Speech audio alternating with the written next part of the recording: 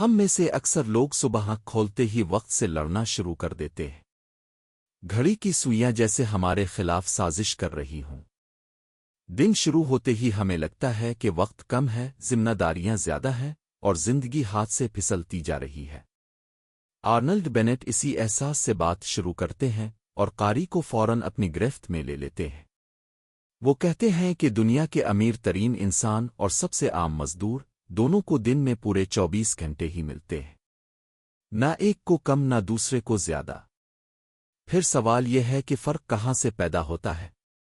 یہی سوال دل میں ایک چنگاری جلا دیتا ہے اور انسان خود سے پوچھنے لگتا ہے کہ آخر میں اپنی زندگی کے ساتھ کر کیا رہا ہوں۔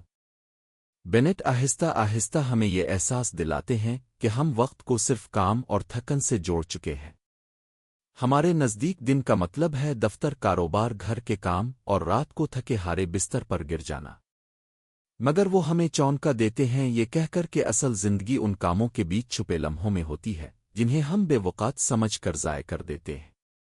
وہ ہمیں یہ نہیں کہتے کہ دن میں مزید گھنٹے پیدا کرو، بلکہ یہ سکھاتے ہیں کہ موجودہ گھنٹوں کو زندہ کیسے کیا جائے۔ یہاں کہانی ایک نیا رخ لیتی ہے کیونکہ قاری کو پہلی بار احساس ہوتا ہے کہ شاید مسئلہ وقت کا نہیں، اس کی بے خبری کا ہے۔ آرنلڈ بینٹ کا انداز نہ حکم دینے والا ہے نہ ڈرانے والا۔ وہ ایک سمجھدار دوست کی طرح بات کرتے ہیں جو جانتا ہے کہ انسان کامل نہیں ہوتا۔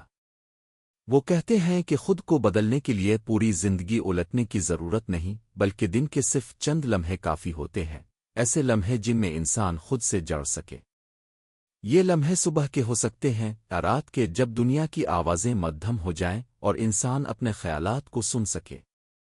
وہ سمجھاتے ہیں کہ مطالعہ، غور و فکر یا خاموشی سے بیٹھ کر سوچنا کوئی فضول مشغلہ نہیں، بلکہ یہی وہ چیزیں ہیں جو انسان کو مشین بننے سے بچاتی ہے۔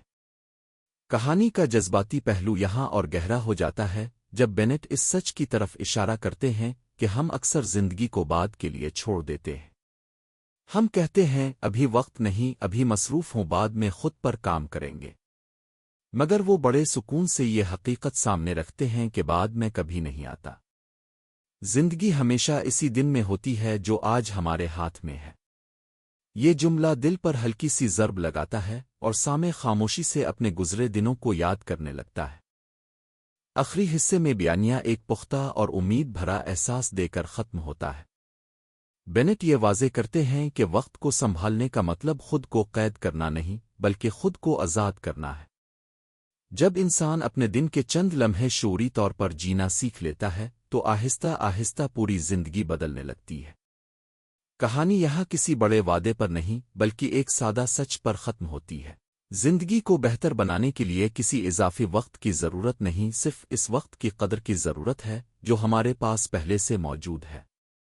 یہی شعور انسان کو عام ہجوم سے الگ کرتا ہے اور یہی آرنلڈ بینٹ کا اصل پیغام ہے، خاموش، گہرا اور دیر تک دل میں رہ جانے والا۔